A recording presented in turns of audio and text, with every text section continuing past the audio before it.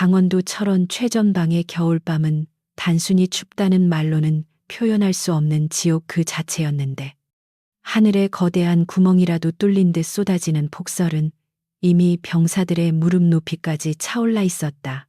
살을 내는 듯한 칼바람이 휘몰아치는 어둠 속에서 수십 명의 병사들이 너덜너덜해진 제설 장비를 들고 눈과 처절한 사투를 벌이고 있었지만, 끝없이 쏟아지는 눈송이는 병사들의 필사적인 삽질을 비웃기라도 하드 치워도 다시 쌓이며 전방의 도로를 하얗게 지워버리고 있었다. 병사들이 동상 걸린 손을 입김으로 호우 불어가며 작업하는 그 아수라장 한가운데 검은색 지휘관용 세단 한 대가 시동을 켠 채 웅장하게 정차해 있었고, 히터가 빵빵하게 돌아가는 차 안에서는 따뜻한 온기가 새어 나오고 있었다. 칠흑 같은 어둠 속에서 차량의 헤드라이트는 눈보라를 뚫고 작업 중인 병사들을 마치 죄수처럼 비추고 있었는데, 그 불빛은 지친 병사들에게 구조의 빛이 아니라 감시와 억압의 눈초리처럼 느껴져 등골을 더욱 오싹하게 만들고 있었다. 뒷좌석 창문이 스르르 내려가자 차 안의 훈기와 함께 매캐한 담배 연기가 뿜어져 나왔고, 그 연기 너머로 잔뜩 찌푸린 최대령의 번들거리는 붉은 얼굴이 드러났다. 그는 따뜻한 커피가 담긴 고급 보온병을 손에 쥐고 있었는데, 밖에서 떨고 있는 병사들을 걱정하기는커녕 짜증 가득한 목소리로 "야, 이 새끼들아. 동작이 왜 이렇게 섬떠? 오늘 안에 이 길 못 뚫으면 니들 전원 영창 보낼 줄 알아." 라고 고래고래 소리를 질렀다. 입대한 지 갓 2달이 넘은 이등병 김민재는 이미 감각이 없어진 손가락으로 삽자루를 꽉 쥐려 애썼지만, 꽁꽁 얼어붙은 보급 장갑 때문에 자꾸만 미끄러지는 삽을 간신히 부여잡고 있었다. 며칠째 이어진 살인적인 제설 작업으로 인해 체력은 바닥난 지 오래였고, 눈앞이 핑 도는 현기증과 함께 다리에 힘이 풀리며 비틀거렸는데, 그 순간 그가 퍼올리려던 무거운 눈 더미가 중심을 잃으면서 다시 깨끗해진 도로 위로 쏟아져 버리는 실수가 발생하고 말았다. 그 사소한 실수를 놓칠 리 없는 최대령의 눈이 매섭게 번뜩였고, 그는 마시고 있던 뜨거운 캔커피를 창밖으로 거칠게 집어던지며 차문을 박차고 나와 눈밭으로 성큼성큼 걸어갔다. 던져진 캔커피는 김 이등병의 어깨를 강타한 뒤 눈 속에 파묻혔고, 고통에 신음할 새도 없이 다가온 최대령은 김 이등병의 멱살을 잡고 흔들며야 "눈 하나 제대로 못 치우는 게 군인이냐? 나라 밥 먹고 하는 게 뭐 있어라며 입에 담지 못할 폭언을 퍼부었다. 주위의 다른 병사들과 간부들은 그 끔찍한 광경을 보고도 숨소리조차 내지 못한 채 고개를 숙이고 부지런히 삽질하는 척을 해야 했는데, 이는 최대령의 심기를 거스르면 어떤 끔찍한 보복이 돌아올지 뼈저리게 알고 있었기 때문이었다. 중대장조차 최대령의 눈치를 보며 멀찍이 서 안절부절 못하고 있었고, 김이등병은 공포에 질려 "죄송합니다. 대령님 시정하겠습니다." 라는 말만 앵무새처럼 반복하며 눈물 섞인 콧물을 줄줄 흘리고 있었다. 최 대령은 분이 풀리지 않는지 반짝이는 가죽 군화발로 김이등병이 치우다만 눈더미를 걷어차 흩뿌리며 바닥에 주저앉은 병사의 얼굴에 차가운 눈가루를 뒤집어 씌우는 만행을 저질렀다. "내 차가 지나갈 때까지 여기 눈 티끌 하나라도 남아있으면 내 놈 군 생활은 여기서 끝인 줄 알아. 알겠어?" 라고 위협하는 그의 목소리는 휘몰아치는 눈보라보다 더 차갑고 잔혹하게 병사들의 얼어붙은 가슴에 비수처럼 꽂혔다. 다시 따뜻한 차 안으로 들어간 최대령이 신경질적으로 창문을 닫자 김이등병은 떨리는 손으로 얼굴에 묻은 눈을 닦아내며 이를 악물고 다시 삽을 들었지만, 억울함과 서러움에 흐르는 눈물은 뺨을 타고 내려오자마자 차갑게 얼어붙었다. 이 끝이 보이지 않는 하얀 지옥 속에서 그들을 구해줄 사람은 아무도 없어 보였고, 오직 거만한 폭군과 그의 명령에 죽어가는 병사들만이 이 고립된 설산에 존재할 뿐이었다. 최대령의 운전병인 박상병은 백미러를 통해 뒷좌석의 대령을 힐끔거렸는데 히터를 너무 세게 틀어놓은 탓에 차 안은 숨이 막힐 정도로 건조하고 더웠지만 감히 온도를 낮추겠다고 말할 엄두를 내지 못하고 있었다. 최대령은 휴대폰을 꺼내 누군가와 통화하며 예, 장군님. 여기 애들이 빠져가지고 작업이 늦어집니다. 제가 아주 군기를 확 잡아놨으니 금방 뚫릴 겁니다. 걱정 마십시오. 라고 비굴한 웃음을 지으며 아부를 떨고 있었다. 밖에서는 김이등병의 동기인 최일병이 슬그머니 다가와 김이등병의 어깨를 툭 치며 작은 목소리로야. 민재야, 괜찮아. 저 인간 원래 저러잖아. 조금만 참자. 이 길만 뚫으면 라면 먹게 해준댔어. 라고 위로를 건넸다. 하지만 김이등병은 대답할 기운조차 없어 그저 고개를 끄덕일 뿐이었고 그의 젖은 전투화 속 발가락은 이미 감각을 잃은 지 오래되어 동상이 진행되고 있는 것은 아닌지 두려움이 엄습해 오고 있었다. 눈발은 더욱 거세져 이제는 한 치 앞도 분간하기 힘든 지경에 이르렀고 병사들이 치워놓은 눈 언덕은 이미 사람 키를 훌쩍 넘겨 거대한 장벽처럼 도로 양옆을 가로막고 있었다. 최대령은 차 안에서 지루하다는 듯 휴대폰 게임을 시작했는데 게임 효과음이 차 밖으로 희미하게 새어 나올 때마다 병사들은 주먹을 불끈 쥐며 치밀어 오르는 분노를 억눌러야 했고 이 불합리한 상황에 대한 증오심은 눈보라와 함께 점점 더 커져만 갔다. 그때 도로 옆 산비탈에서 거대한 눈덩이가 굴러떨어지며 제설 작업 중이던 병사들을 덮칠 뻔한 아찔한 상황이 벌어졌고 병사들은 혼비백산하여 흩어졌지만 다행히 인명피해는 없었다. 놀란 병사들이 가슴을 쓸어내리고 있을 때 차문이 다시 열리며 최대령이 얼굴을 내밀고 야, 무슨 일이야? 놀고들 있네. 눈덩이 좀 떨어진 거 가지고 엄살은 빨리 안 움직여라고 소리치며 병사들의 안전보다는 자신의 시간이 지체되는 것만을 신경 쓰고 있었다. 중대장은 더 이상 참기 힘들었는지 용기를 내어 차 쪽으로 다가가 경례를 붙이며 대령님, 기상 상황이 너무 악화되었습니다. 병사들 휴식이 좀 필요할 것 같습니다. 교대 병력이 올 때까지만이라도 잠시 작업을 중단하는 게 어떻겠습니까? 라고 조심스럽게 건의했다.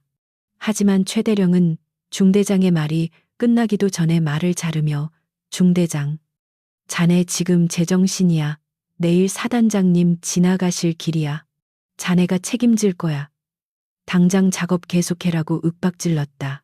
중대장은 모멸감에 입술을 깨물며 물러설 수밖에 없었고 이를 지켜보던 병사들의 사기는 바닥을 뚫고 지하로 추락하고 있었으며 절망감만이 그들의 어깨를 짓누르고 있었다. 김미등병은 삽질을 할 때마다 허리에서 끊어질 듯한 통증을 느꼈지만 멈추면 영창을 보내겠다는 최대령의 협박이 귓가에 맴돌아 기계처럼 몸을 움직일 수밖에 없었고 그의 눈물은 이제 분노가 아닌 체념으로 바뀌어 가고 있었다. 시간은 자정을 넘어가고 있었지만 눈은 그칠 기미를 보이지 않았고 최대령의 차 연료 게이지도 조금씩 줄어들고 있었지만 그는 여전히 시동을 끌 생각이 없었다. 병사들 중 몇몇은 탈진하여 눈밭에 주저앉았지만 간부들은 최대령의 눈치가 보여 그들을 의무대로 후송하지도 못하고 그저 잠시 앉아있게 하는 것이 고작이었는데 이는 대한민국 군대의 썩어빠진 위계질서가 낳은 비극적인 단면을 적나라하게 보여주는 장면이었다. 최대령은 자신이 이 부대의 제왕이라도 된 양 착각하고 있었는데 그는 평소에도 부하들을 자신의 사적인 하인처럼 부리기로 악명이 높았고 특히 병사들을 소모품 정도로 여기는 비인간적인 사고방식을 가진 자였다. 그는 자신의 진급을 위해서라면 부하들의 희생쯤은 당연하다고 생각했고 이번 제설 작업 또한 사단장에게 잘 보이기 위한 쇼에 불과하다는 것을 눈치 빠른 병사들은 이미 모두 알고 있었다. 김이등병의 손등은 터져서 피가 배어 나오고 있었고 그 피는 하얀 눈 위에 뚝뚝 떨어져 붉은 점을 만들고 있었지만 그는 아픔조차 느끼지 못하는 상태였다.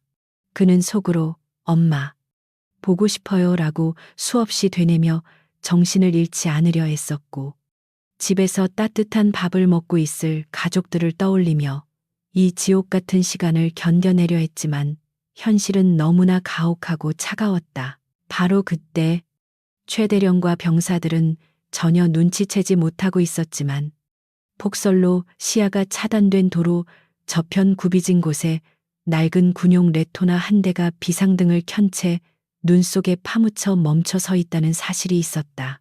그리고 그 차에서 내린 한 중년의 남자가 낡아빠진 야전상의 깃을 세우고 모자를 깊게 눌러 쓴 채 한 손에는 야전삽을 들고 눈보라를 뚫고 이 참혹한 현장을 향해 묵묵히 걸어오고 있었다. 그 남자의 걸음걸이는 눈길임에도 불구하고 흐트러짐 없이 단단했고 눌러쓴 모자 아래로 보이는 눈빛은 어둠 속에서도 형형하게 빛나고 있었지만 겉모습은 영락없는 고문관이나 행보관 같은 허름한 차림새였다.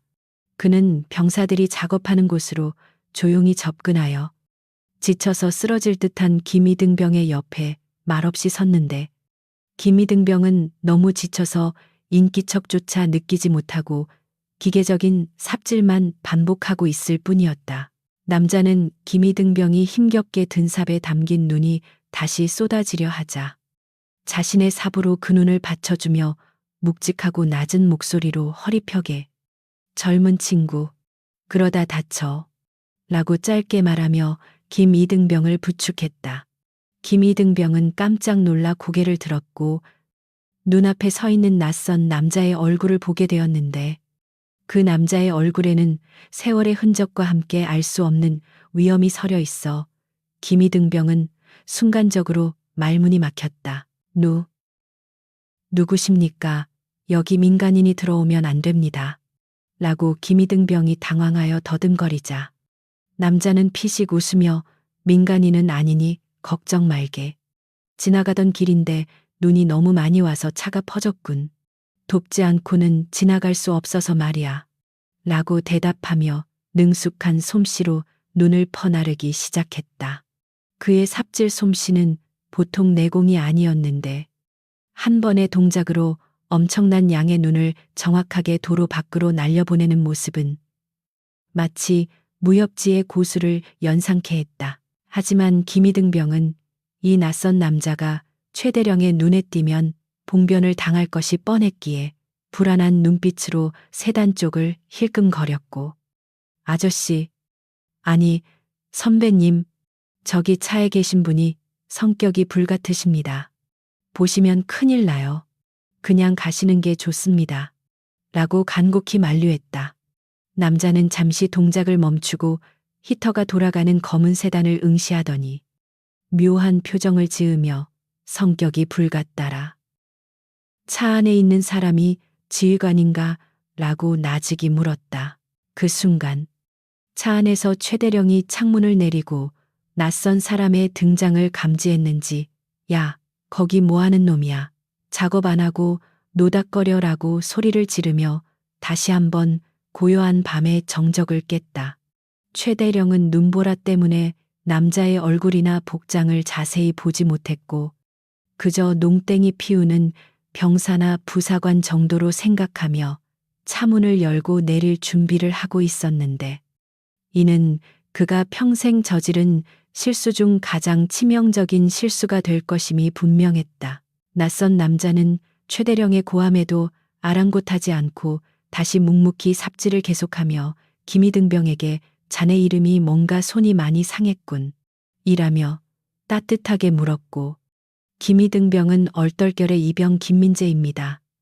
라고 관등 성명을 댔다.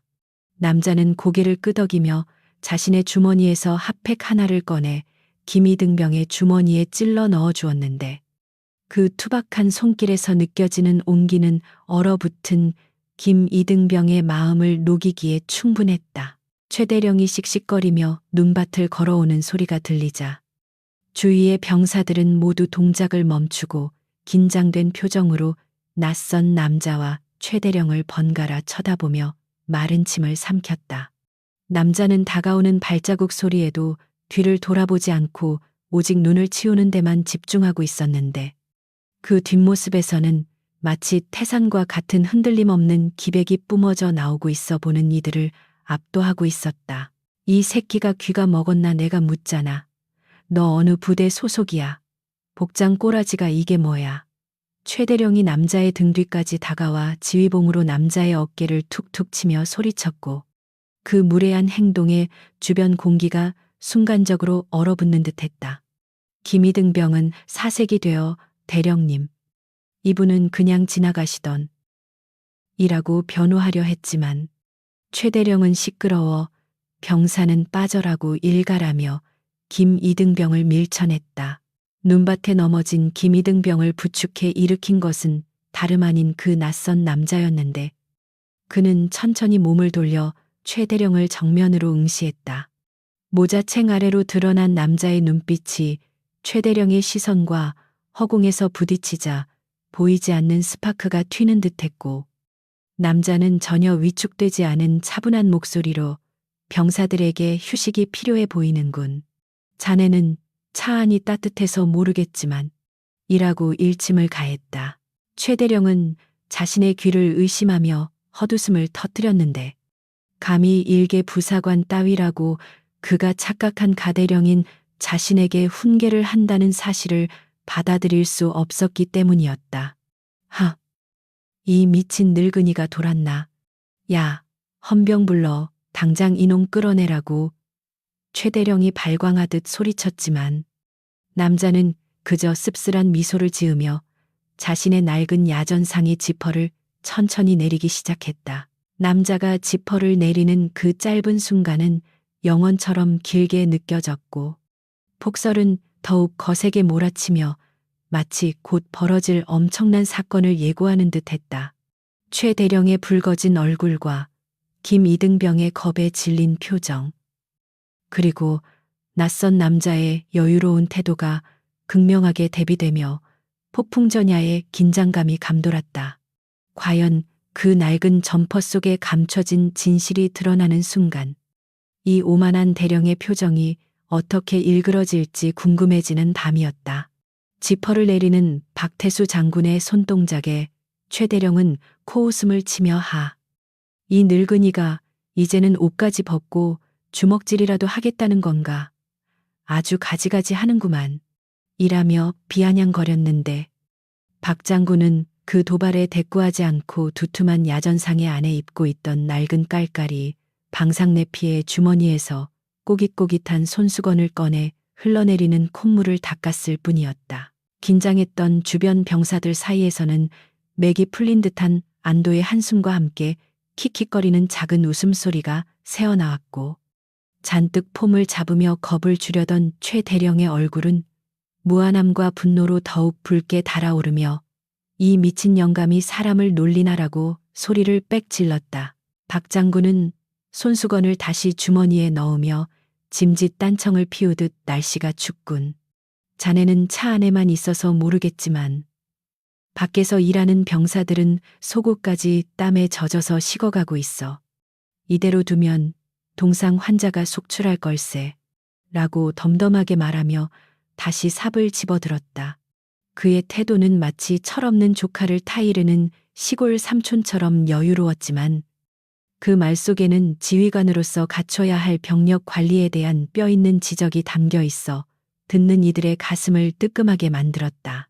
최 대령은 자신의 권위가 이 정체불명의 늙은이에게 무시당하고 있다는 사실에 참을 수 없는 모욕감을 느꼈고 옆에 서 있던 중대장의 정강이를 군화발로 걷어차며 화풀이를 했다.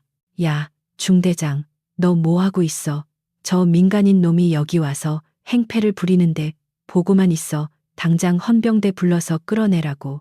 최 대령의 고함에 중대장은 아픈 다리를 부여잡고 어쩔 줄 몰라 하며 대령님, 지금 폭설로 통신 상태가 좋지 않고 헌병대가 오려면 시간이 라고 말끝을 흐렸다. 사실 중대장은 내심이 낯선 아저씨가 최대령에게 한 방 먹여주기를 바라는 마음도 있었기에 적극적으로 박 장군을 제지하지 않고 상황을 관망하려는 눈치였지만 최대령의 살기 등등한 눈빛을 보고는 어쩔 수 없이 무전기를 드는 신용을 해야만 했다.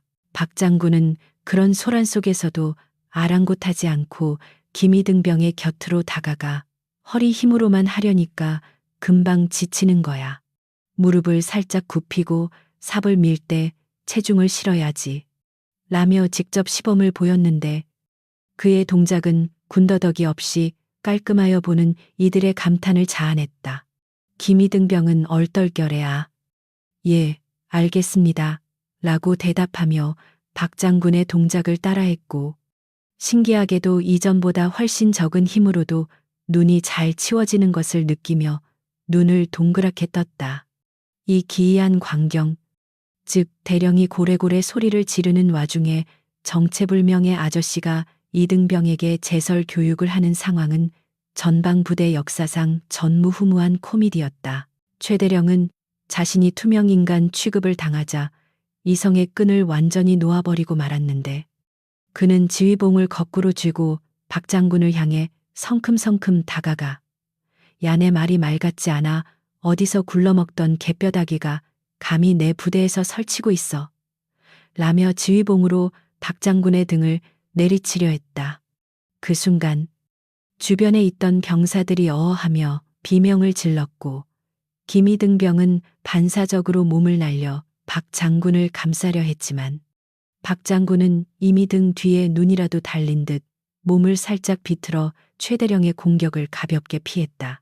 허공을 가른 지휘봉 때문에 중심을 잃고 눈밭에 꼴사납게 넘어진 최대령은 으악하는 비명과 함께 눈사람처럼 눈을 뒤집었었고 그 모습은 마치 슬랩스틱 코미디의 한 장면처럼 우스꽝스러워 병사들은 터져나오는 웃음을 참느라 입술을 꽉 깨물어야 했다. 박 장군은 넘어진 최대령을 내려다보며 혀를 차고는 지휘관이 중심을 못 잡으면 부대가 흔들리는 법일세. 눈길에서는 항상 하체를 단단히 해야지. 라고 충고를 건넸는데 이는 단순한 걸음걸이에 대한 조언이 아니라 최대령의 썩어빠진 정신 상태를 꼬집는 중의적인 표현이었다. 눈과 흙투성이가 된 채 일어난 최대령은 극도의 수치심에 온몸을 부들부들 떨며 너 이 새끼 죽여버릴 거야. 감히 대령의 몸에 손을 대라고 억지를 부리며 허리춤에 차고 있던 권총집에 손을 갖다 댔다. 비무장지대 인근이라 실탄이 장전되어 있을 수도 있는 상황에서 지휘관이 민간인으로 추정되는 인물에게 총기를 사용하려 한다는 것은 명백한 미친 짓이었기에 중대장과 부사관들이 기겁을 하며 대령님 안 됩니다. 진정하십시오.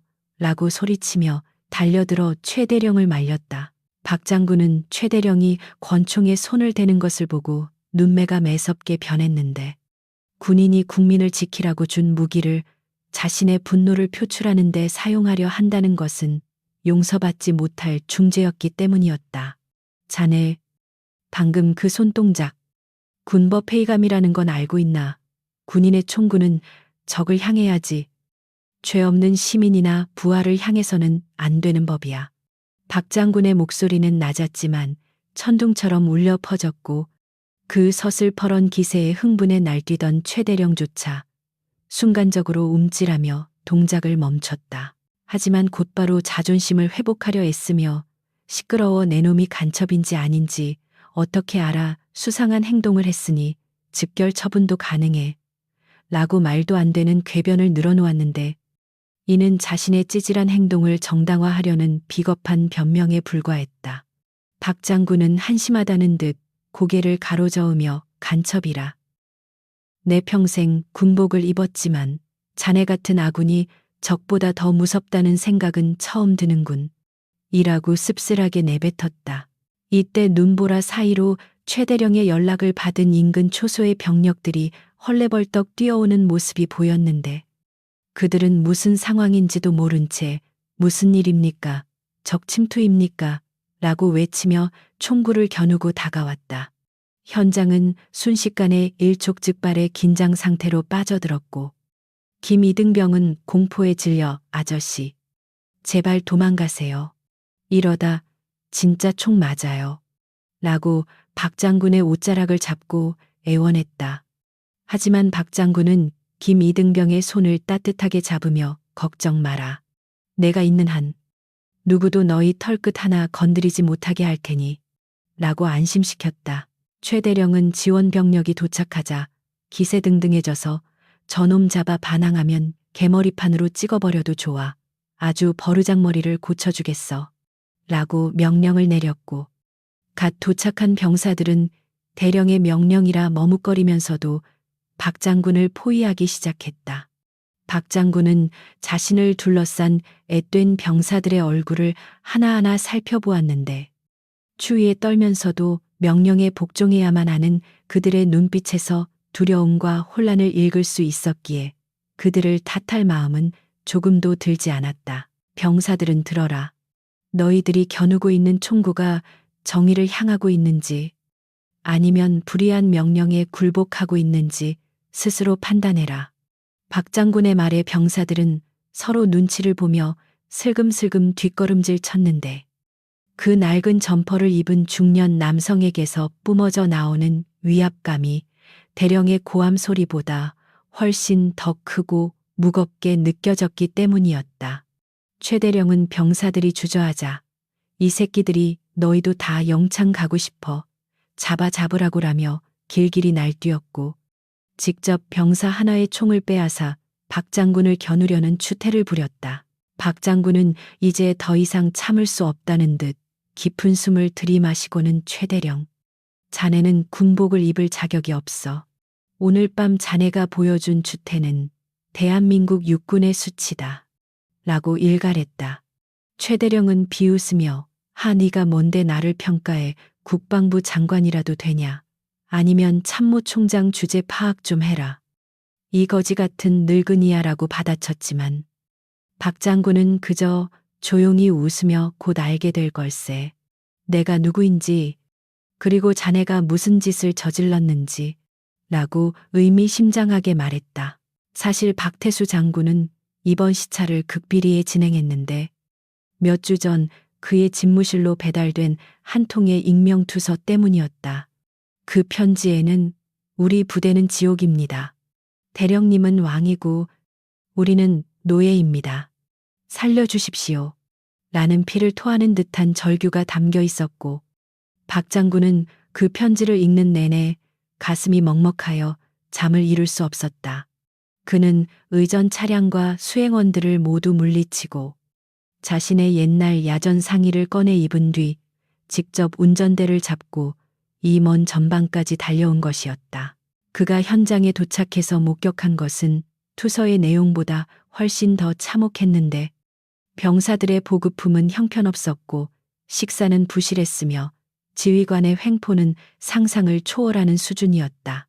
특히 김이등병이 신고있던 전투화는 다 닳아서 물이 새고 있었고 장갑은 구멍이 숭숭 뚫려 있어 제 기능을 하지 못하고 있었는데 이는 보급 예산을 횡령하여 자신의 사리사욕을 채운 최대령의 파렴치한 범죄 행위를 증명하는 움직일 수 없는 증거였다. 박 장군의 가슴속에서는 뜨거운 분노가 용암처럼 끓어오르고 있었다. 상황이 교착 상태에 빠지자 최대령의 운전병인 박상병이 차에서 내려 조심스럽게 최대령에게 다가와 대령님, 사단 사령부에서 무전이 왔습니다. 사단장님께서 도로 상황을 물어보시는데 라고 보고했다. 최대령은 화들짝 놀라며 뭐 사단장님아, 젠장 이런 타이밍에 라며 당황했고 박 장군을 향해 너 운 좋은 줄 알아. 사단장님 전화만 아니었으면 넌 오늘 제삿날이었어.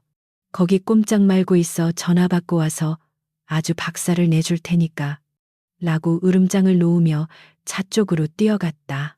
박 장군은 멀어지는 최대령의 뒷모습을 보며 싸늘한 미소를 지었는데 아마도 최대령이 통화하게 될 상대는 사단장이 아니라 그보다 더 높은 곳에서 내려온 날벼락일 가능성이 컸기 때문이었다. 사실 박 장군이 이곳에 오기 전 이미 헌병대와 감찰부에 비밀리에 지시를 내려놓았고 그들이 지금쯤 부대 정문을 통과하고 있을 시간이었다. 하지만 최대령은 자신의 파멸이 카운트다운에 들어갔다는 사실을 꿈에도 모른 채 그저 눈앞에 늙은 병사를 어떻게 요리할지만 궁리하고 있었다. 그 사이 김이등 병은 박 장군에게 저기 정말 괜찮으시겠어요? 저 사람은 한 번 찍으면 끝까지 괴롭히는 사람이에요. 지금이라도 산속으로 도망치시는 게 라며 눈물 글썽인 눈으로 호소했다. 박 장군은 김이등병의 어깨를 토닥이며 민재야. 군인은 도망치지 않는다. 불의 앞에서는 더더욱 그리고 나도 꽤 끈질긴 사람이거든. 이라며 윙크를 해보였다. 그 윙크는 김이등병에게 알 수 없는 용기를 심어주었고 그는 생전 처음으로 진짜 어른을 만난 것 같은 든든함을 느꼈다. 차 안에서 통화를 마친 최대령이 다시 나왔는데 그의 표정은 아까보다 더 일그러져 있었다. 사단장으로부터 도로가 아직도 안 뚫렸냐는 질책을 받은 모양이었다. 그는 모든 화살을 다시 박 장군과 병사들에게 돌리며 야 작업 재개해. 그리고 저 늙은이 당장 나무에 묶거나 작업 방해죄로 헌병대에 넘길 거니까 도망 못 가게 꽁꽁 묶어 라고 악을 썼다. 이제 더 이상 물러설 곳은 없었고 박 장군 역시 더 이상 시간을 끌 필요가 없다고 판단했다. 병사들이 밧줄을 들고 주춤주춤 다가오자 박 장군은 깊은 한숨을 내쉬며 입고 있던 야전 상의의 지퍼를 다시 한번 잡았다. 이번에는 손수건을 꺼내기 위함이 아니라 이 지긋지긋한 연극을 끝내고 정의의 심판을 내리기 위함이었다. 최대령, 자네에게 마지막 기회를 주지. 지금이라도 병사들에게 사과하고 작업을 중지시킨다면 내 선처를 고려해 보겠네. 박 장군의 마지막 경고는 눈보라를 뚫고 최대령의 귓가에 닿았지만 그는 그것을 구원의 동아줄이 아닌 조롱으로 받아들였다. 사과. 내가 왜 이 벌레 같은 놈들에게 미친 소리 작작하고 밧줄이나 받아라.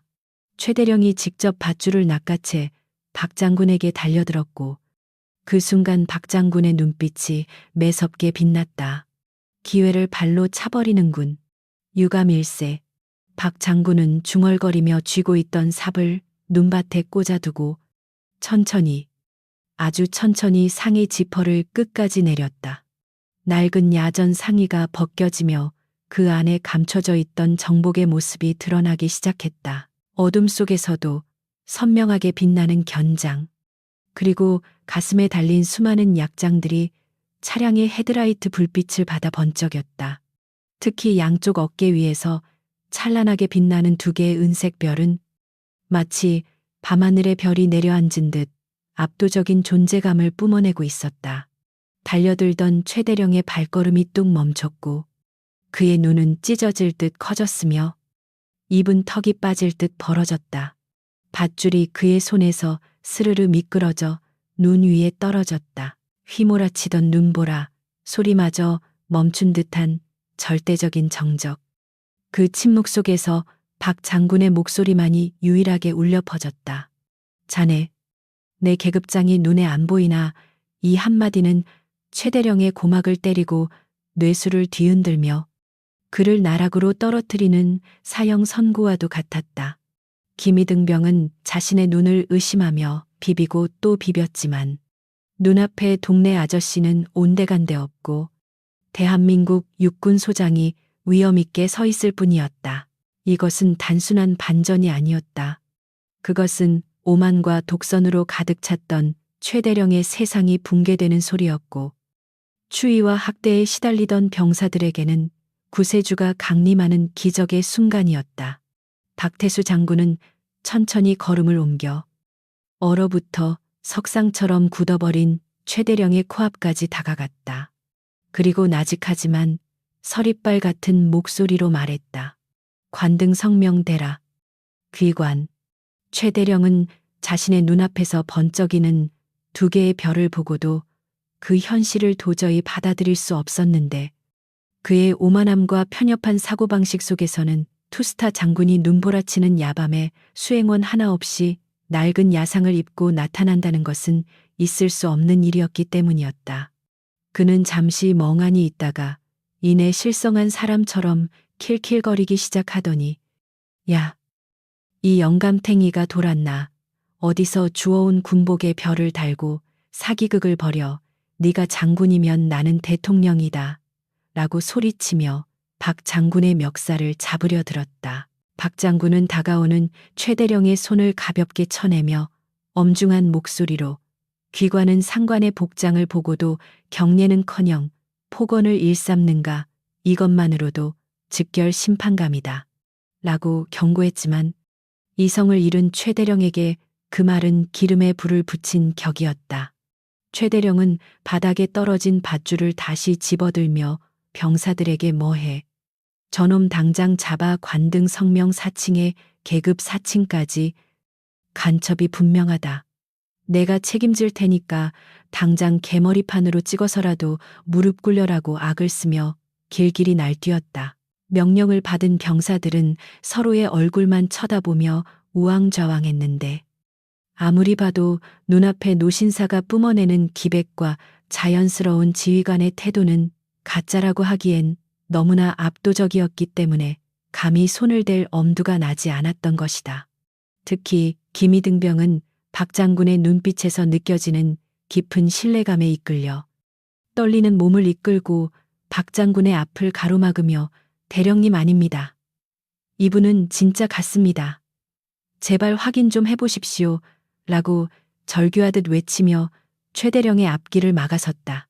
부하가 자신의 명령에 불복종하고 가짜 장군을 변호하자 최대령의 분노는 극에 달했고 그는 이 새끼가 빠져가지고 너도 한패냐라고 소리 지르며 신고 있던 군화발로 김이등병의 정강이를 무자비하게 걷어차 버렸다. 억하는 비명과 함께 김이등병이 눈밭에 쓰러지자 이를 지켜보던 박 장군의 눈썹이 꿈틀하며 평온하던 그의 표정이 순식간에 수라와 같은 분노로 일그러졌는데 그것은 감히 자신의 눈앞에서 부하를 폭행한 파렴치한 지휘관에 대한 참을 수 없는 응징의 예고였다. 더 이상은 못 봐주겠군. 박 장군의 낮고 굵은 목소리가 눈보라를 찍고 들려왔고 그는 쓰러진 김이등병을 부축해 일으키는 대신 천천히 최대령을 향해 한 걸음씩 다가가기 시작했는데 그 기세가 마치 거대한 산이 움직이는 듯했다. 최대령은 본능적인 공포를 느끼고 뒷걸음질 쳤지만 자존심 때문에 허세 부리는 것을 멈추지 못하고 오지마 헌병 어디 갔어. 저놈한테 발포해 라고 횡설수설하며 허리춤의 권총을 다시 꺼내 들려고 발악했다. 바로 그 순간 최대령의 주머니 속에 있던 무전기가 요란하게 잡음을 내며 울리기 시작했는데 그 소리는 긴박한 상황을 잠시 멈추게 할 만큼 크고 날카로웠다. 치직, 치직, 알린다. 현재 군단장님께서 폭설로 인한 전방 시찰 중 연락이 두절되셨다. 전 부대는 즉시 수색 작전을 개시하고 도로상의 모든 차량을 검문하라. 반복한다. 박태수 군단장님을 찾아라. 무전기에서 흘러나온 내용은 사단장의 목소리가 아니라 더 높은 상급 부대인 군단 상황실의 긴급 전파 사항이었다. 무전 내용을 들은 모든 병사들의 시선이 일제히 박 장군의 가슴에 달린 명찰로 쏠렸고 그곳에는 금실로 수놓아진 박태수라는 세 글자가 선명하게 빛나고 있어 누구도 부인할 수 없는 진실을 말해주고 있었다. 최대령의 얼굴은 순식간에 흑빛으로 변해가며 입술이 파르르 떨리기 시작했는데 그는 군단장이라는 단어와 눈앞의 거지 같은 늙은이를 연결시키려 필사적으로 머리를 굴렸지만 도저히 계산이 서지 않아 혼란스러워하는 모습이 역력했다. 박 장군은 얼어붙은 최대령에게 다가가 그의 손에 들린 무전기를 낚아채듯 가져가서는 송신 버튼을 눌렀고 침착하고 위험 있는 목소리로 여기는 박태수. 현재 위치 305도로 제설 작업 구간이다. 무사하다. 라고 짧게 교신을 보냈다. 무전기 너머에서는 환호성과 함께 군단장님 안위가 확인되어 다행입니다. 지금 즉시 헌병대와 의무대를 급파하겠습니다. 위치 고수해 주십시오라는 다급하고도 안도 섞인 응답이 쩌렁쩌렁하게 흘러나왔다. 이제 모든 상황은 종료된 것이나 다름없었지만 최 대령만은 인정할 수 없다는 데다. 아니야. 이건 꿈이야. 말도 안 돼. 군단장님이 왜 이런 곳에 혼자? 라고 중얼거리며 현실 도피를 시도하고 있었다. 그는 다리에 힘이 풀려 눈밭에 주저앉으면서도 자신의 과오를 뉘우치기보다는 어떻게든 이 상황을 모면할 핑계를 찾기 위해 눈동자를 굴리는 추한 모습을 보였는데 이미 엎질러진 물을 주워 담기에는 그가 저지른 죄악이 너무나 크고 깊었다. 박 장군은 주저앉은 최대령을 내려다보며 싸늘하게 말했는데 꿈이 아니네. 최대령, 자네가 병사들을 짐승 취급하며 폭언을 퍼붓고 국군 장군을 간첩으로 몰아세운 그 모든 것이 생생한 현실이야. 그의 말 한마디 한마디는 비수가 되어 최대령의 심장에 꽂혔고 주변의 병사들은 이제야 비로소 살았다는 안도감과 함께 그동안 쌓였던 서름이 복받쳐 올라 눈시울을 붉히며 서로를 쳐다보고 있었다. 최대령은 눈밭에서 벌떡 일어나며 마치 귀신이라도 본 듯 소리를 질러댔는데 그의 뇌는 눈앞의 현실을 거부하며 강력한 방어 기제를 작동시키고 있었다. 이건 사기야. 어디서 군복이랑 무전기를 훔쳐서 장군 행세를 해야. 너희들 뭐해? 저놈은 고도의 훈련을 받은 간첩이야. 당장 체포 안 해. 라고 고래고래 악을 쓰며 자신의 권위가 무너지는 것을 필사적으로 막으려 발버둥쳤다. 하지만 그의 목소리는 이미 공포로 인해 가늘게 떨리고 있었고 그 비굴한 떨림은 병사들에게도 고스란히 전해져 그가 느끼는 근원적인 두려움을 짐작하게 했다. 병사들은 극심한 혼란에 빠져 서로의 눈치만 살피며 우왕좌왕하고 있었는데 눈앞에 노신사가 보여주는 압도적인 품위와 최대령의 광기 어린 모습 사이에서 갈피를 잡지 못하고 있었다. 박 장군은 그런 병사들을 탓하지 않고 온화하지만 단호한 눈빛으로 그들을 진정시키며 병사들은 동요하지 마라. 나는 군단장 박태수다. 내 신분은 너희들의 군인 정신과 양심이 증명할 것이다. 라고 낮게 읊조렸다. 그 목소리에는 인위적인 위엄이 아닌 수십 년간 사선을 넘나들며 쌓아올린 진정한 지휘관의 내공이 담겨 있어 듣는 이들의 가슴을 깊게 울렸다. 최대령은 병사들이 자신의 명령보다 박 장군의 말에 귀를 기울이는 것을 보고 이성이 끊어지는 소리를 들었는데 그는 씩씩거리며 박 장군의 코앞까지 다가와 삿대질을 해댔다. 웃기지 마. 군단장님이 미쳤다고. 수행원도 없이 이 눈 구덩이에 와. 이건 다 쇼야. 내 놈이 짠 삼류 연극이라고. 라며 더러운 침을 튀겼다. 박 장군은 날아오는 침을 피하지도 않고 그대로 맞으며 싸늘하게 식은 눈동자로 최대령을 내려다보며 자네는 어깨의 계급장이 아니면 사람을 알아볼 눈조차 없는가? 라고 되물어 그의 어리석음을 꼬집었다. 박 장군은 천천히 장갑을 벗어 자신의 맨손을 보여주었는데 그 손은 온통 굳은 살과 상처로 뒤덮여 있어 그가 얼마나 치열한 군 생활을 해왔는지 증명하고 있었다. 최대령, 자네 손은 참 곱군. 병사들이 피땀 흘려 일할 때 자네는 따뜻한 차 안에서 핸드크림이라도 발랐나 보지라는 박 장군의 조롱 섞인 지적은 최대령의 가장 아픈 치부를 건드렸다. 주변의 병사들은 터져나오려는 헛웃음을 참으려 입술을 깨물었고 최대령의 얼굴은 수치심과 분노로 불그락푸르락 변해갔다. 궁지에 몰린 쥐가 고양이를 문다고 했던가. 최대령은 이제 막가파식으로 나오기로 작정한 듯 주변의 간부들에게 고함을 질렀다. 야, 작전 장교 행보관 뭐하고 있어? 저 미친 늙은이를 당장 끌어내. 저놈을 무릎 꿇려 내 명령 안 들려. 이건 항명이야. 그는 자신의 부하들에게 책임을 전가하며 박 장군에게 물리적인 위해를 가하도록 강요했는데 이는 자신의 손을 더럽히지 않고 상황을 모면하려는 비겁한 술책이었다. 하지만 간부들조차 박 장군의 서슬퍼런 기세에 눌려 꼼짝도 하지 못하자 최대령은 입에 담지 못할 욕설을 퍼부으며 직접 소매를 걷어붙였다. A씨, 병신 같은 새끼들. 밥값도 못하고 내가 직접 처리한다. 그는 완전히 이성을 잃고 박 장군의 멱살을 잡기 위해 달려들었고 눈이 뒤집힌 그의 모습은 대한민국 장교가 아니라 시정잡배의 그것과 다를 바가 없었다. 김이등병이 위험합니다라고 외치며 막으려 했지만 역부족이었다.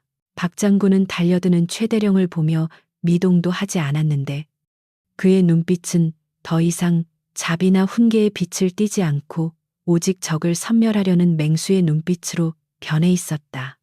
자네, 기어이 돌아올 수 없는 강을 건너는군. 박 장군의 나직한 중얼거림과 함께 폭설이 휘몰아치는 밤하늘 아래서 두 사람의 그림자가 엉키기 직전의 긴장감이 감돌았다. 이것은 단순한 몸싸움이 아니라 정의와 불의가 정면으로 충돌하는 순간이었다. 최대령의 탐욕스러운 소나기가 박 장군의 멱살을 잡으려는 찰나.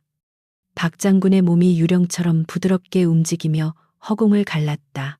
그는 최대령의 손목을 낚아채는 동시에 상대의 중심을 무너뜨리는 절묘한 유도 기술을 선보였는데 이는 수십 년간 특전사령관으로 복무하며 단련된 살인적인 무술 실력이었다. 억하는 외마디 비명과 함께 최대령의 몸이 공중에서 한 바퀴를 돌더니 눈밭에 처박혔고 그 충격으로 인해 주변의 눈보라가 일순간 흩어지는 듯한 착각마저 들게 했다. 눈밭에 널브러진 최대령이 고통에 몸부림치며 일어나려 했지만 박 장군은 한쪽 무릎으로 최대령의 등을 가볍게 누르는 것만으로도 그를 완벽하게 제압해버렸다. 군인의 무력은 적을 제압할 때 쓰는 것이지 아군을 향해 휘두르는 것이 아니다. 박 장군의 서늘한 일갈은 최대령의 귀에 꽂혔고 칠순을 바라보는 나이라고는 믿기지 않는 박 장군의 단단한 근육과 완력의 최대령은 마치 거대한 바위 밑에 깔린 개구리처럼 꼼짝도 할 수 없었다. 순식간에 벌어진 이 상황을 지켜보던 병사들과 간부들은 숨조차 쉬지 못하고 그 광경을 압도되어 바라만 보고 있었는데 그들이 알고 있던 비대하고 둔한 지휘관들과 달리 박 장군의 움직임은 현역 특수부대원보다 더 날카롭고 절도 있었기 때문이었다. 누구도 감히 최대령을 도우려 나서지 않았고 오직 거친 숨소리와 휘몰아치는 바람소리만이 정막을 채우고 있었는데 이는 병사들의 본능이 이미 눈앞의 노신사를 진정한 지휘관으로 인정하기 시작했음을 의미했다. 박 장군은 제압하고 있던 최대령을 놓아주고 천천히 몸을 일으켜 옷매무새를 다듬었는데 흐트러짐 없는 그의 정복 위로 견장의 별들이 가로등 불빛을 받아 더욱 차갑게 번뜩였다. 그는 품 안에서 지휘관 신분증을 꺼내 최대령의 눈앞에 들이밀며 제3군 단장 중장 박태수, 아직도 내 신분이 의심스러운가라고 물었는데 그 목소리에는 더 이상 어떤 장난기도 섞여 있지 않은 생사여탈권을 쥔 최고 지휘관의 서슬퍼런 위엄만이 가득했다. 최대령은 코앞에 들이밀어진 신분증과 박 장군의 얼굴을 번갈아 쳐다보며 사시나무 떨듯 떨기 시작했는데 이제야 비로소 술과 권력에 취해 흐려졌던 그의 판단력이 돌아오며 자신이 저지른 짓의 무게가 현실로 다가오기 시작했다. 군단장님, 저는 그의 입술은 파랗게 질려 제대로 된 문장조차 잊지 못했고 오줌이라도 지릴 듯한 공포에 질린 눈동자는 초점을 잃고 흔들리고 있어 그야말로 패배자의 전형적인 모습을 보여주고 있었다. 그때 멀리서 요란한 사이렌 소리와 함께 헌병대의 차량 행렬이 눈보라를 뚫고 현장으로 들이닥치기 시작했는데 눈부신 서치라이트가 어둠을 가르며 부대 정문을 통과하는 모습은 마치 심판의 군대가 도착한 것과 같은 장관을 연출했다. 수십 명의 무장 헌병들이 차에서 뛰어내려 신속하게 현장을 포위했고 선두에 선 헌병대장이 박장군 앞으로 달려와 거수경례를 붙이며 충성, 군단장님, 늦어서 죄송합니다. 현 시간부로 현장 통제하겠습니다. 라고 우렁차게 보고했다. 헌병대장의 우렁찬 보고 소리가 눈보라를 뚫고 울려 퍼지자 현장은 순식간에 정리되었고 최대령은 넋이 나간 사람처럼 멍하니 서 있을 뿐이었다. 박태수 군단장은 헌병대장의 경례를 가볍게 받은 뒤 주저앉아 있는 최대령에게 시선을 고정하며 차가운 목소리로 최대령, 자네는 조금 전까지 내게 작업이 늦어진다고 병사들을 닥달했지. 그리고 병사의 실수 하나를 용납하지 못해 폭력을 휘둘렀고 라고 물었다. 최대령은 입이 10개라도 할 말이 없어 고개만 푹 숙인 채 식은땀을 줄줄 흘리고 있었는데 그의 거만했던 어깨는 이미 쪼그라들 대로 쪼그라들어 초라하기 그지없었다. 박 장군은 최대령의 어깨에 붙은 대령 계급장을 손가락으로 톡톡 치며 지휘관의 권위는 계급장이 아니라 부하들의 존경에서 나오는 법인데 자네는 이 계급장의 무게를 감당할 그릇이 못 되는군. 이라며 혀를 찼다. 그는 곧바로 수행원에게 현 시간부로 최대령의 모든 지휘권을 박탈한다. 직무 정지 처분하고 헌병대는 즉시 이자를 피의자 신분으로 전환하여 신병을 확보하라. 고 서리빨 같은 명령을 내렸고 그 말은 최대령에게 사형 선고나 다름없어 그는 군단장님 한 번만 용서해 주십시오. 라며 바짓가랑이를 잡고 매달리기 시작했다. 박 장군은 매달리는 최대령을 차갑게 뿌리치며 김이등병이 들고 있던 눈삽을 가져와 최대령의 발치에 던졌는데 쇳소리가 챙하고 울리며 최대령의 심장을 덜컥 내려앉게 만들었다. 자네가 그렇게 눈 치우는 걸 좋아하니 기회를 주지. 지금부터 이 도로의 눈이 다 치워질 때까지 자네가 직접 제설 작업을 실시한다. 지금부터 자네가 병사다. 박 장군의 명령은 단호했고 주변 병사들은 믿을 수 없는 광경에 눈을 동그랗게 떴는데 하늘 같은 대령에게 직접 삽질을 시키는 것은 군대 역사상 전무후무한 참교육이었기 때문이었다. 최대령이 망설이며 삽을 집어들지 못하자 박 장군은 뭐 하고 있나, 동작 안 빨라. 자네가 병사들에게 했던 말을 그대로 돌려주지.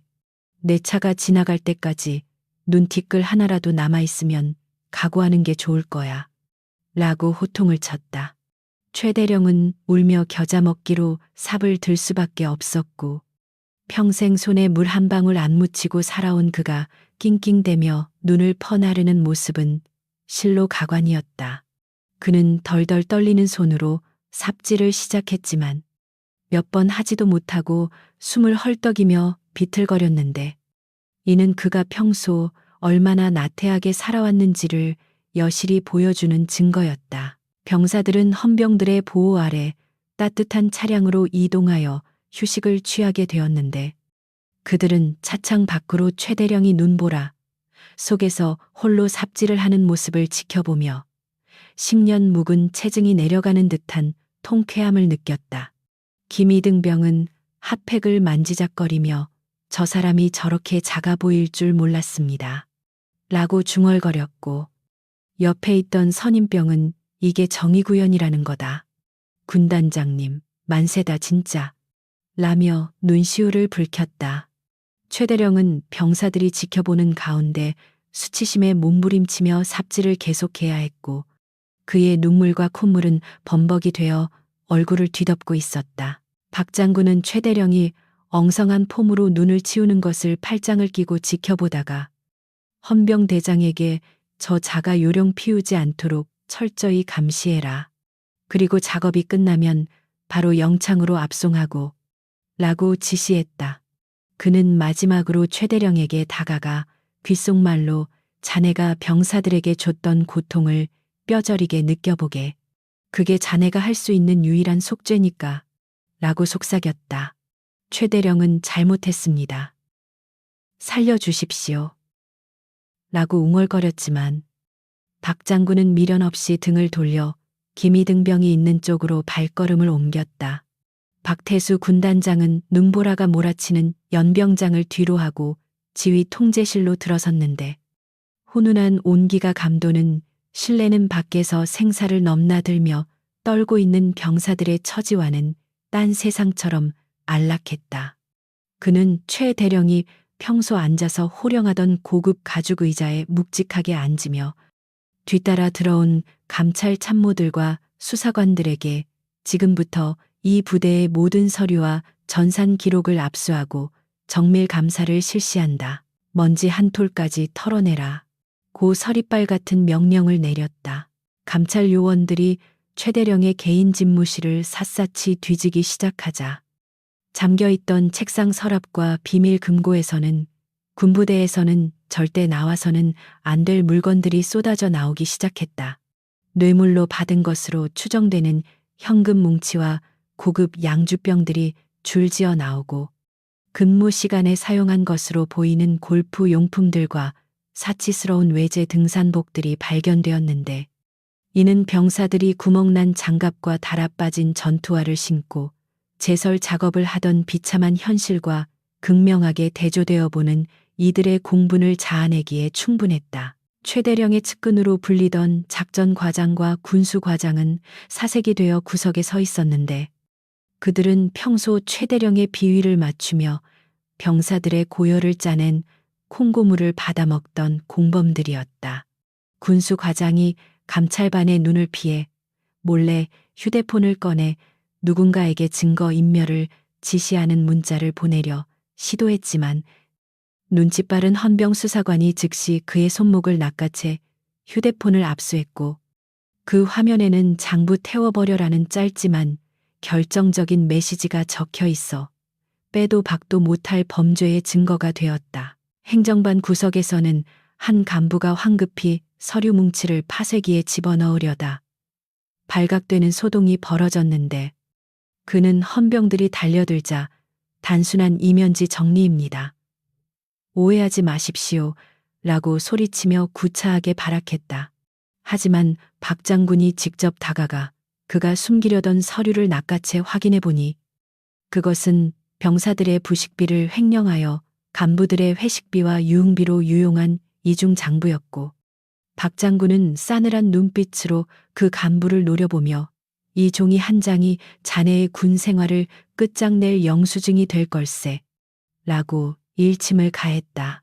압수된 회계 장부를 정밀 분석하던 베테랑 감찰관은 기가 차다는 듯 혀를 내둘렀는데 병사들에게 지급되어야 할 최고급 소고기와 신선한 제철 과일들이 서류상으로만 존재하고 실제로는 최대령과 간부들의 사적인 파티나 외부 반출용으로 빼돌려진 정황이 포착되었기 때문이었다.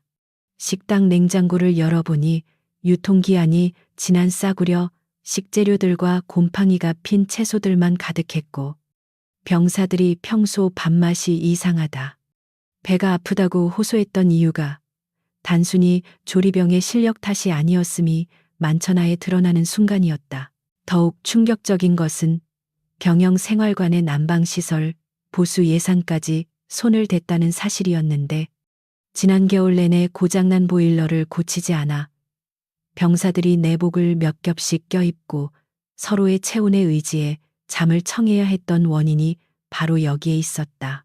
최대령은 보일러 수리비 수천만 원을 빼돌려 자신의 관사를 호화롭게 리모델링하는 데 사용했고 병사들에게는 군인은 정신력으로 추위를 이겨내야 한다고 강요했던 파렴치하고 위선적인 행태가 밝혀지자 현장에 있던 수사관들조차 주먹을 불끈 쥐며 분노를 감추지 못했다. 박 장군은 최대령의 책상 위에 놓인 가족 같은 부대, 행복한 병영이라는 문구가 적힌 기념패를 집어들어 바닥에 내동댕이 쳤는데 유리 파편이 사방으로 튀며 거짓된 평화가 산산조각 나는 것을 상징적으로 보여주었다. 그는 지휘 통제실에 있는 모든 인원에게 병사들의 등골을 빼먹어 자신의 배를 불리는 지휘관은 적군보다 더 악질적인 내부의 반역자다. 라고 천명하며 이번 사건에 연루된 모든 간부를 지휘 고하를 막론하고 전원 긴급 체포하여 구속 수사하라고 명령했다. 밤새 이어진 강도 높은 압수수색과 조사가 마무리될 무렵 창밖으로는 희미하게 여명이 밝아오고 있었고 거세게 몰아치던 폭설도 거짓말처럼 잦아들며 부대의 아침이 밝아오고 있었다. 최대령과 그의 부패한 하수인들이 포승줄에 묶여 줄줄이 헌병 호송차에 실려가는 모습을 보며 밤새 뜬 눈으로 상황을 지켜보던 병사들은 생활관 창문에 매달려 작은 환호성을 질렀고 오랫동안 부대를 짓누르던 어둡고 습한 공기가 걷히고 정의라는 이름의 새로운 태양이 떠오르는 것을 온몸으로 느낄 수 있었다.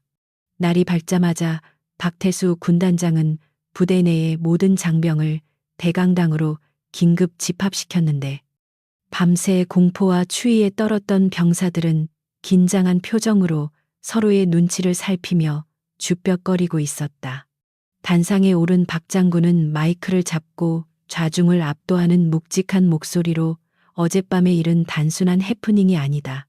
나는 오늘 이 자리에서 너희들이 그동안 겪었던 모든 부당함과 억울함을 가감없이 듣고자 한다.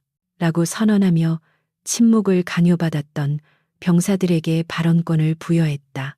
하지만 오랫동안 최대령의 철권 통치와 보복에 대한 두려움에 시달려온 병사들은 선뜻 나서기를 주저하며 무거운 침묵만이 강당을 감돌고 있었는데 이는 내부 고발자는 배신자라는 그릇된 인식이 군대 내에 뿌리 깊게 박혀 있었기 때문이었다. 박 장군은 그런 병사들의 위축된 마음을 꿰뚫어 보듯 따뜻하지만 단호한 어조로 너희들의 증언은 배신이 아니라 용기다. 내가 너희의 방패가 되어줄 테니 그 누구도 두려워 말고 진실을 말하라.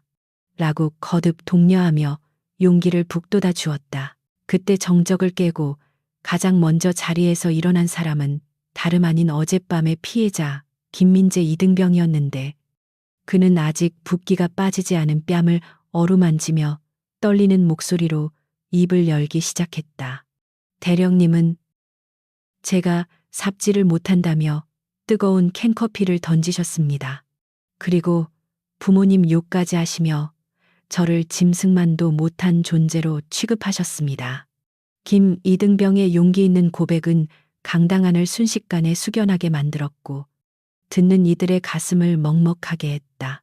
김 이등병의 눈에서 참았던 눈물이 터져 나오자 그동안 억눌려왔던 서름이 봇물 터지듯 쏟아져 나왔고 그는 울먹이며 저희는 노예가 아닙니다. 신성한 국방의 의무를 다하러 왔지. 대령님의 화풀이 대상이 되러 온 게 아닙니다. 라고 절규했다. 그 작고 왜소한 이등병의 외침은 그 어떤 웅변보다 강력한 울림이 되어 강당에 모인 수백 명 병사들의 가슴 속에 잠자고 있던 정의감과 분노를 흔들어 깨우는 기폭제가 되었다. 김이등병의 용기에 자극받은 최일병이 벌떡 일어나 손을 들며 저희는 유통기한이 지난 빵을 간식으로 먹어야 했습니다.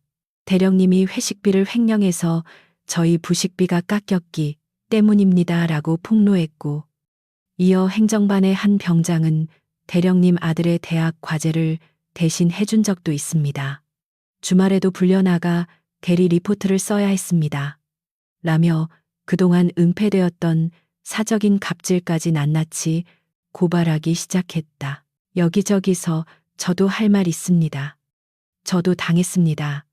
라는 외침이 빗발치며 강당은 순식간에 비리 성토의 장으로 변해버렸는데 병사들은 골프 연습을 하던 최대령이 빗맞은 공을 주워오지 않는다고 정강이를 걷어찼던 일, 아픈 병사에게 꾀병 부리지 말라며 의무대를 못 가게 해서 병을 키웠던 일 등 상상을 초월하는 악행들을 앞다투어 쏟아냈다.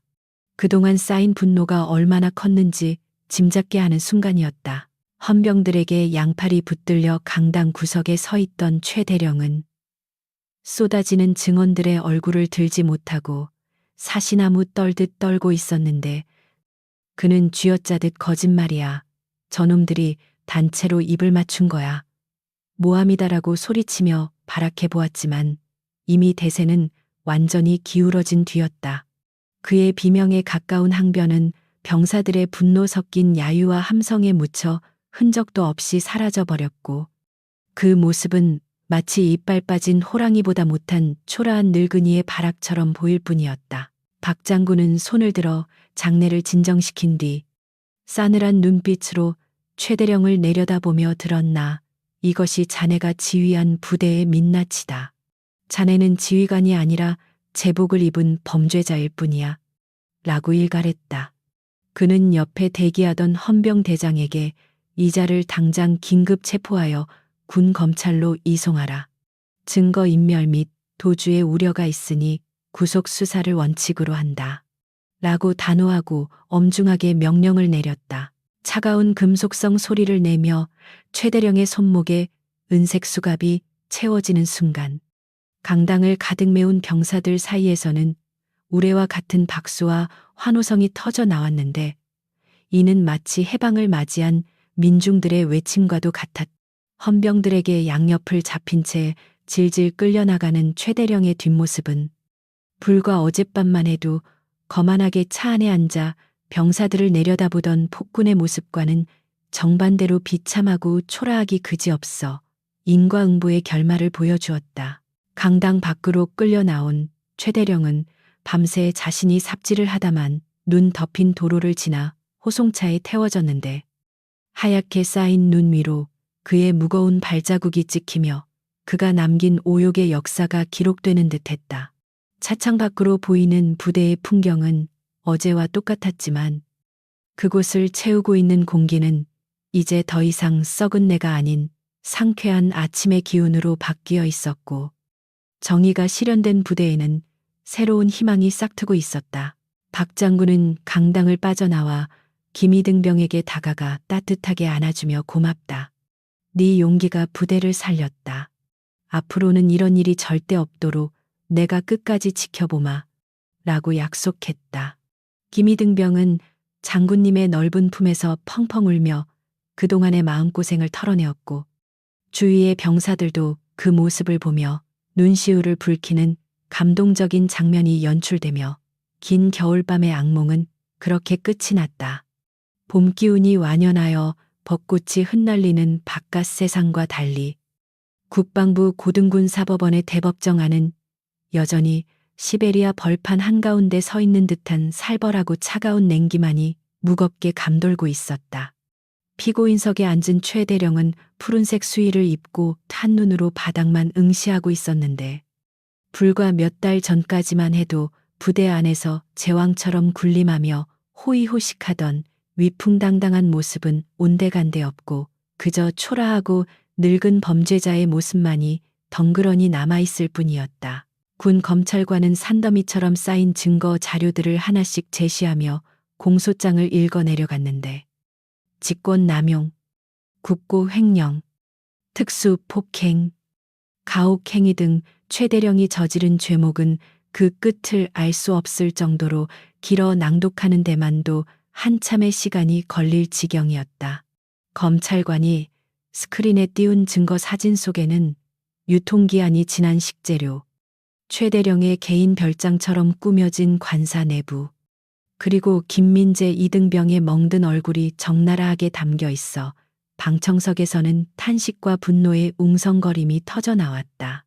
최 대령은 변호인을 통해 피고인은 지난 30년간 군에 헌신해 왔으며 이번 사건은 기록적인 폭설이라는 재난 상황 속에서 부대를 통솔하다 빚어진 우발적인 실수였다라는 말도 안 되는 논리를 펼치며 필사적으로 혐의를 부인하려 애썼다.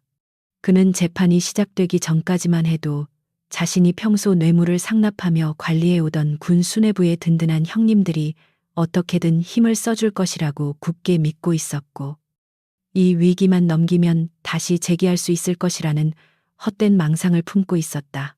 하지만 그가 믿었던 동아줄은 이미 썩어 문드러진 지푸라기에 불과했다는 사실이 재판 과정에서 여실히 드러났는데, 박태수 군단장이 직접 작성한 서슬퍼런 감찰 보고서와 완벽한 증거들 앞에서 그 어떤 고위 장성도 감히 최대령을 비호하려 나서지 않았기 때문이었다. 오히려 평소 그에게서 골프 접대를 받았던 인사들조차 불똥이 자신들에게 튈까 두려워 연락을 차단하거나 엄벌을 요구하는 탄원서를 제출하며 철저하게 꼬리 자르기를 시전했고, 최대령은 철저히 고립무원의 처지에 놓이게 되었다. 증인석에는 김민재, 이등병을 비롯한 부대원들이 줄지어 나와 그날 밤의 참상을 생생하게 증언했는데, 병사들은 더 이상 최대령의 눈치를 보지 않고 당당하게 그는 지휘관이 아니라 악마였습니다 라고 입을 모아 말했다. 특히 김이등병은 대령님은 저희를 소모품 취급했지만 박태수 장군님은 저희를 전우로 대해주셨습니다. 진정한 군인의 모습이 무엇인지 그때 깨달았습니다 라고 울먹이며 증언의 재판장의 마음을 움직였다. 최대령은 불리해진 상황을 뒤집기 위해 직접 발언권을 요청하여 재판장님, 억울합니다. 저는 오직 부대의 작전 성공만을 위해 독하게 마음먹었던 것뿐입니다. 병사들을 강하게 키우려는 제 충정을 알아주십시오라고 악어의 눈물을 흘리며 궤변을 늘어놓았다. 하지만 그의 비굴한 호소는 오히려 방청객들의 비웃음만 살 뿐이었고, 재판장은 안경 너머로 싸늘한 눈빛을 보내며 피고인은 아직도 자신의 잘못을 뉘우치지 않고 있군요 라고 일침을 가했다. 그때 방청석 맨 뒷문이 조용히 열리며 사복 차림의 박태수 장군이 들어와 팔짱을 낀 채 이 모든 과정을 묵묵히 지켜보기 시작했는데, 그는 별도의 증언을 하지 않았음에도 불구하고 그 존재만으로도 재판정에 보이지 않는 거대한 압력을 행사하고 있었다. 최대령은 뒤늦게 박 장군의 모습을 발견하고 소스라치게 놀라며 몸을 움츠렸는데, 박 장군의 눈빛은 분노를 넘어선 연민과 경멸이 뒤섞인 복잡한 감정으로 최대령을 꿰뚫어 보고 있었다. 마침내 선고 공판의 시간이 다가오자 법정 안에는 숨 막히는 정적이 감돌았고, 재판장은 판결문을 집어들고 엄숙한 목소리로 피고인 최무성은 지휘관으로서의 막중한 책임을 망각하고 부하들을 사적인 도구로 유린했으며 신성한 국방 의무를 모독한 죄질이 매우 불량하다라고 꾸짖었다. 최대령은 마른 침을 삼키며 제발 집행유예라도 나오기를 간절히 기도했지만, 이어지는 주문은 그의 마지막 희망마저 산산조각 내버렸다. 이에 재판부는 피고인을 파면에 처하고 징역 5년의 실형을 선고한다. 또한 횡령한 국고 3억 원 전액을 추징하며 피고인의 군인 연금 수령 자격을 영구 박탈한다. 재판장의 단호한 선고가 떨어지자 방청석에서는 와하는 환호성과 박수가 터져 나왔지만, 최대령의 귀에는 징역 5년, 파면, 연금 박탈이라는 단어만이 메아리처럼 윙윙거리며 맴돌아 정신을 혼미하게 만들었다. 판결이 확정되는 순간 헌병들이 다가와 최대령을 일으켜 세웠고, 그 과정에서 그는 다리에 힘이 풀려 휘청거리며 바닥에 주저앉을 뻔한 추태를 보였다. 이제 그는 더 이상 대령님이 아니라 이름 없는 수감 번호로 불리게 될 처지였고, 평생을 바쳐 쌓아 올렸다고 착각했던 그의 알량한 권력과 명예는 그날 밤 폭설 속에서 내뱉은 오만방자한 말 한마디와 함께 신기루처럼 사라져 버리고 말았다. 헌병들에게 양팔이 붙들려 끌려나가던 최대령은 박태수 장군이 앉아있는 쪽을 바라보며 장군님, 한 번만 살려주십시오 라고 비참하게 애원했지만 박 장군은 그저 고개를 가로저으며 씁쓸하게 돌아설 뿐이었다. 박 장군에게 있어서 최대령은 더 이상 아끼는 후배 장교가 아니라 군이라는 조직에서 반드시 도려내야 할 썩은 환부에 불과했기에 일말의 자비도 베풀 이유가 없었던 것이다. 호송버스에 오르기 전 최대령은 하늘을 올려다 보았는데 맑고 푸른 봄 하늘이 그토록 원망스러울 수가 없었다. 문득 그날 밤 눈보라 속에서 낡은 야전 상의를 입고 묵묵히 삽질을 하던 늙은 병사를 자신이 조금만 더 따뜻하게 대했더라면, 아니, 그 전에 병사들을 인간적으로 대우했더라면 이런 파국은 맞지 않았을 것이라는 뒤늦은 후회가 밀려왔다. 내가 미쳤지. 별 두 개를 못 알아보고 눈이나 치우라고 소리를 질렀으니 최대령은 쇠고랑 찬 손으로 머리를 감싸주며 오열했지만 이미 엎질러진 물을 주어 담을 수는 없는 노릇이었다. 호송버스의 철문이 쾅 하고 닫히는 소리는 마치 그의 인생이 완전히 끝났음을 알리는 장례식의 종소리처럼 들렸고, 버스는 그를 태우고 차가운 교도소를 향해 멀어져 갔다. 법정 밖으로 나온 박태수 장군은 쏟아지는 봄 햇살을 맞으며 깊은 숨을 들이마셨는데 오랫동안 가슴을 짓누르던 체증이 내려가는 듯 시원하면서도 한편으로는 마음 한구석이 씁쓸해지는 것을 느꼈다. 그는 기다리고 있던 기미등병과 병사들에게 다가가 이제 모든 게 끝났다. 고생 많았다.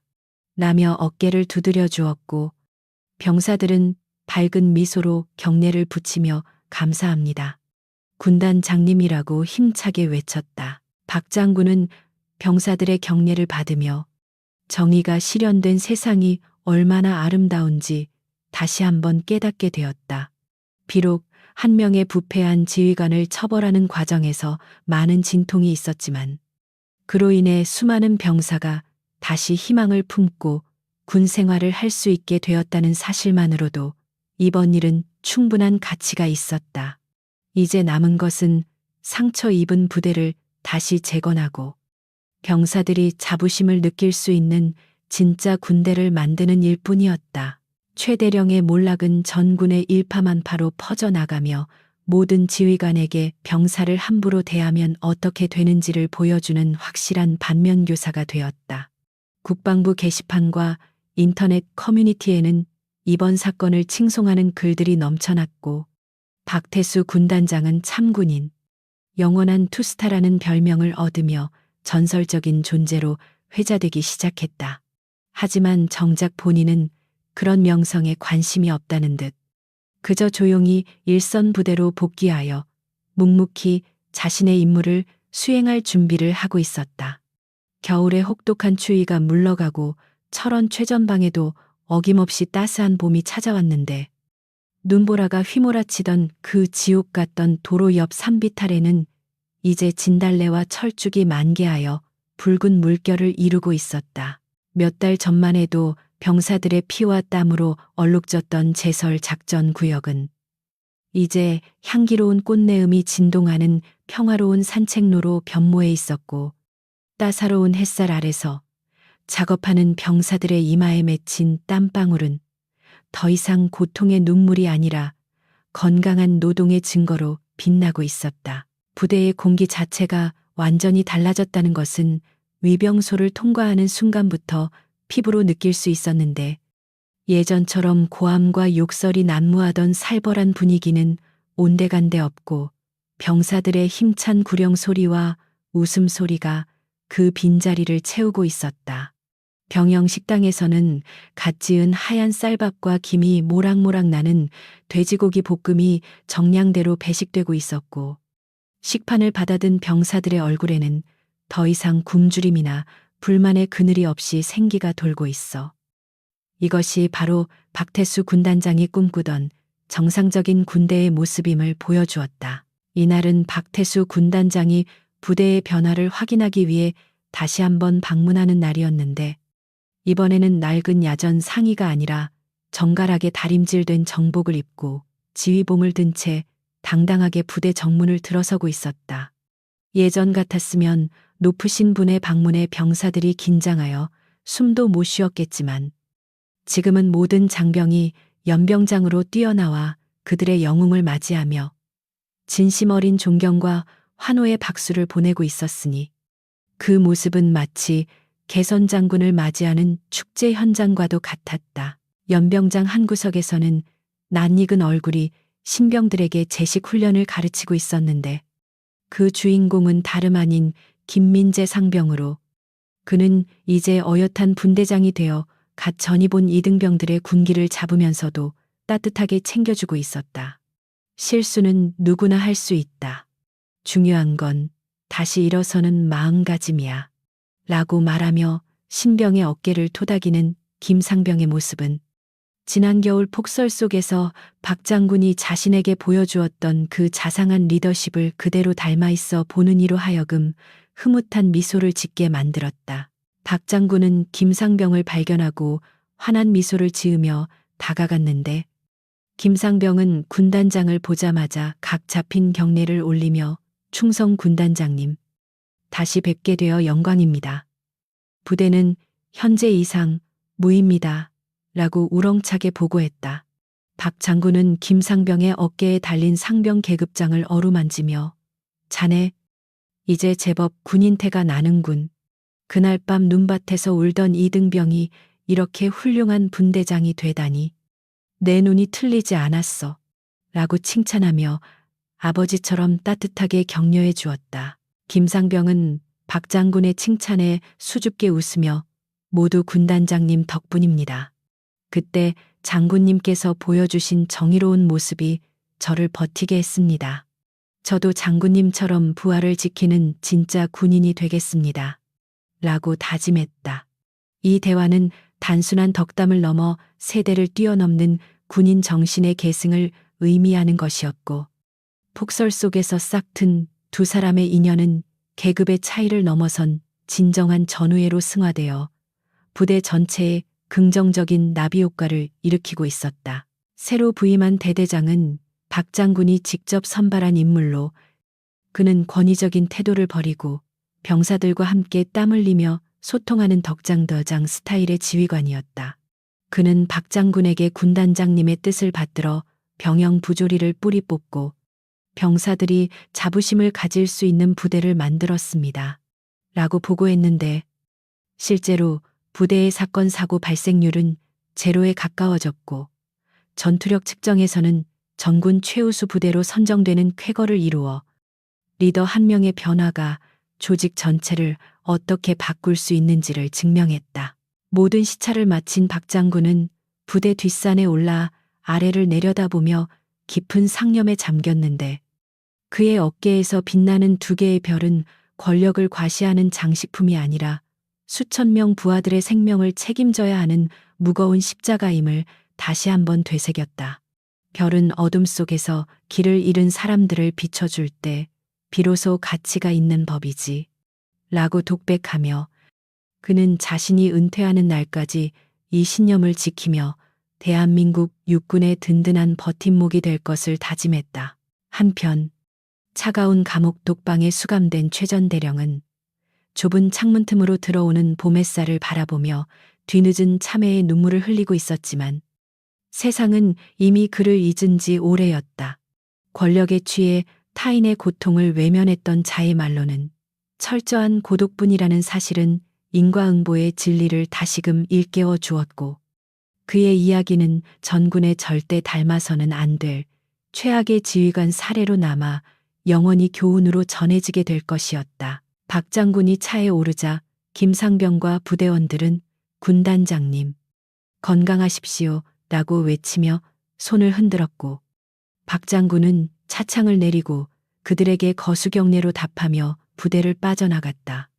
눈보라치던 밤의 악연으로 시작된 이야기는 이제 따스한 봄날의 아름다운 인연으로 막을 내렸고 정의가 승리한다는 단순하지만 강력한 진실은 우리들의 가슴 속에 시원한 사이다처럼 짜릿한 쾌감과 깊은 감동을 남기며 해피엔딩을 완성했다. 여러분, 답답했던 속이 뻥 뚫리셨습니까? 거만한 갑질 대령을 참교육하고 병사들의 눈물을 닦아준 투스타 장군님의 사이다.